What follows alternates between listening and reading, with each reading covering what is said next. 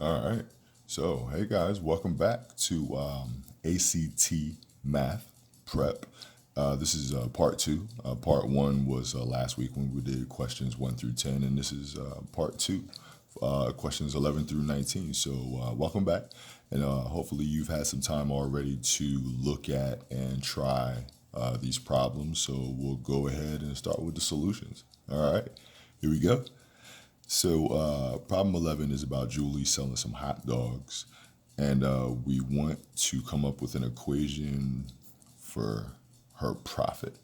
So, there's a formula in math, or there's a formula just in general for profit. Profit is the money left over from selling something after you pay your costs and expenses. So, the equation, the formula looks something like this.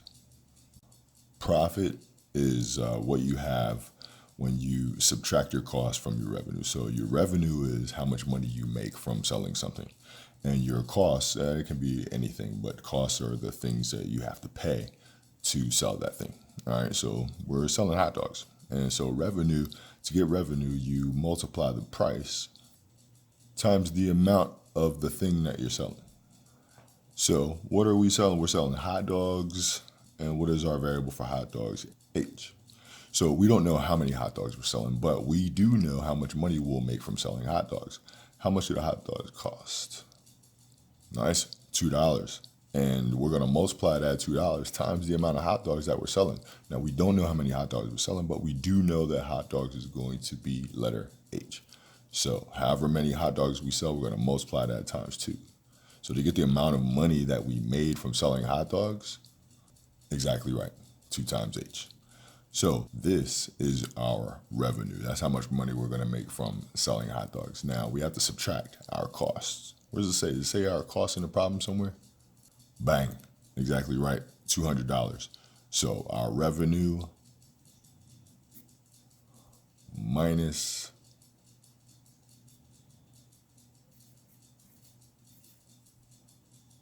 our costs.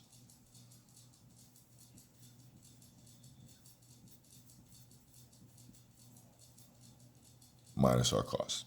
This is our formula for profit. Now, if we want to make a profit, that means our profit has to be greater than 0. We know it's going to be an inequality because it says that in the problem, inequalities mean greater than or less than signs. So if we want to make a profit, that means this should be greater than 0. Nice. What choice is that? Boom. Choice E. Very nice. All right. Not bad, guys. All right, let's move on to 12. Bang. All right. Here's number 12. And number 12 is asking about the slope of a line, but this line is in standard form. Now, we can get the slope from this standard form, but it will probably be easier to put it in slope-intercept form. Remember what slope-intercept form is? Bang. That's slope-intercept form, exactly right. Now, the standout characteristic for slope-intercept form is that y is alone. So let's see if we can't change this equation around to get y alone. Once we get y alone, the number that's attached to x is the slope. All right. So the first thing we need to do is remove this group from this side. If I'm trying to get y alone on this side, the first thing I need to do is peel away this layer and remove this entire group. So to remove a positive 3x from this side, we are going to, bang, exactly right, subtract 3x from both sides. Now, what does that do here on the left-hand side? Exactly right, it cancels those out. But let's talk about what it does over here on the right-hand side. Now, are these like terms? Can they be combined together to form one term? Nope, they cannot. This has an x, this does not. So what we're going to do is write them down beside each other. Now, when we write them down beside each other, we're going to write down the x thing first. So it's going to look something like this. Exactly right. So let's talk about what we just did. To combine these terms together, I cannot, because this has an x and this does not. So what we do is we write them down beside each other because they cannot be combined as like terms. All right, what do we have left on the left-hand side? Exactly right. Now, one step left to get that y alone. This 8 and this y are being multiplied. So to separate that 8 from that y, the opposite of multiplication is division. And what are we going to divide by? 8. Don't forget, though, we have to divide everything by that 8. Nice. Just like that. So what happens to these two 8s on this side? They are canceled out. Is this in slope-intercept form? Yes, it is. And if that's in slope-intercept form, where is the slope? Oh, yeah. And that answer would be G. Oh, yeah. All right.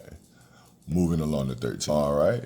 13 is a question about solutions. So when you have a question about solutions, what they're asking you is if any of these points will work in these equations. Now, notice a key word here, and. So there are a couple of ways to do this problem, actually. One way is to plug each one of these solutions in as x and y. Now remember, each one of these ordered pairs is an x and a y collected together. So to find out if any of these are solutions to both of these equations, it's as simple as plugging this x and this y in for this x and this y. Just like this. Bang. Notice I replaced this x with the value that x is equal to. Instead of x, I put a 2. Also, and likewise, in place of this y, I replaced it with what y is equal to. So in place of that y, 0. Now, is 2 plus, what is 2 times 0?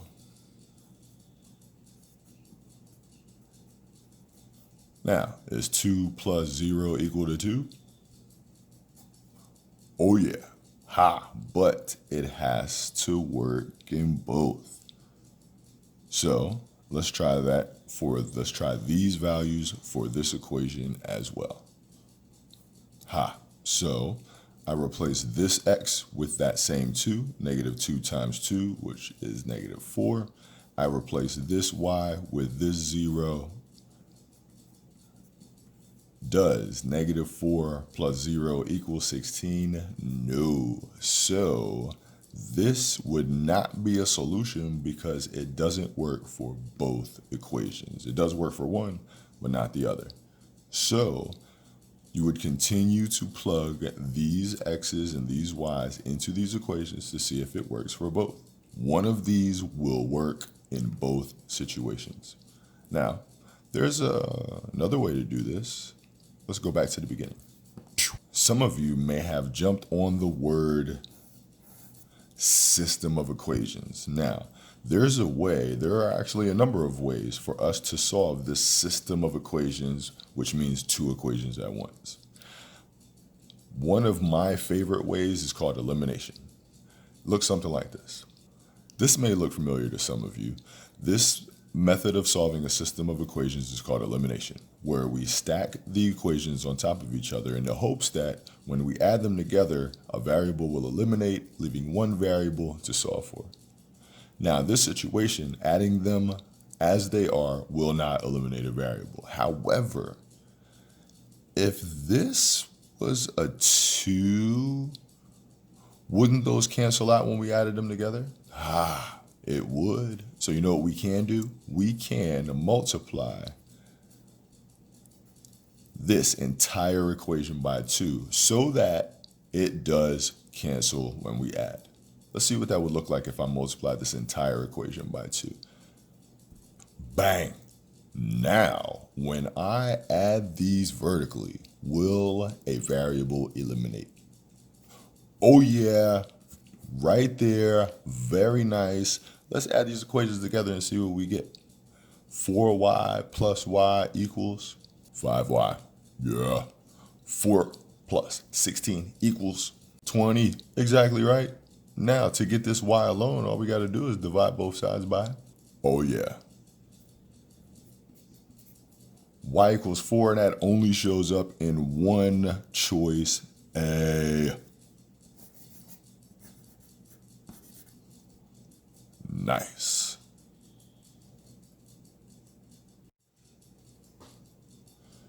Now, just in case you did want to or need to figure out what x is also, you would use this y and plug it back into either one of those equations to find x.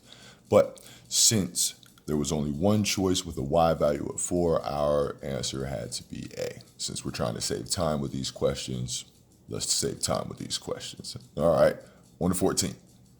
All right, here we go. So 14 is a question about scales and or ratios. Now, to save time on this problem, I'm going to go ahead and convert those fractions to decimals. Bang, just like that. 1/4, if you use a calculator and do 1 divided by 4, you'll see the decimal version is 0.25, as well as 3/4. Put that in the calculator, 3 divided by 4 is 0.75. But since we have 2 and 3/4, we have 2.75. All right, so let's work out. Ratios are done something like this, where we can put our ratio one of two different ways. Now, this says, here's our scale. On a map, 0.25 inches represents 16 actual miles. So let's set up that ratio with our fractions. 0.25 inches is the same as 16 miles. Now, I put these units here for a reason because we have to match those units on this side. Exactly. If I set up my ratio to be inches over miles, all of my ratios should also say inches over miles. So let's see what else we got to talk about in the problem. 2.75 inches, 2.75 inches. How many actual miles? How many actual miles? Well, that's what we're going to call x. So let's read this problem like it is.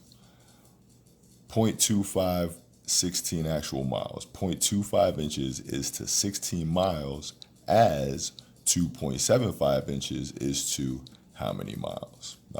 So we got our ratio set up properly. This we cross multiply to solve. And when I mean cross multiply, this is what I mean by cross multiply. So what I'm going to do is I'm going to multiply these two together. 0.25 times x is exactly right, 0.25x. And I'm going to cross multiply the other as well. 16 times 2.75. Bang, exactly right. So now what I'm going to do is I'm going to solve this equation. So 0.25x equals, I'll go ahead and work this out on my calculator. 16 times 2.75 is, bang, 44. So now I got to get rid of that 0.25, so my x will be alone. To get rid of that 0.25, I divide by, guess what? 0.25, and don't forget on both sides. Exactly right. 44 divided by 0.25 in your calculator is, 176, which is choice K. Exactly right. Nice job. All right, let's do it. 15. All right, 15. So 15, we are multiplying the matrix. That's what is going on right here. This 4 is going to basically be distributed through all of the cells of this matrix. So my new matrix is going to be exactly the same size as my old matrix. This is a 2 by 2. I'm going to have a 2 by 2 when I'm finished. I'm going to take that 4 and multiply it times everything inside that matrix individually. All right, so 4 times -1 is -4. 4 times 2 is 8. 4 times 0 is 0. And 4 times -4 is -16. Exactly right. Choice A. Very nice. Now, this is not how you multiply a matrix times a matrix. This is how you multiply a coefficient times a matrix. Distribute. Nice job. Next one.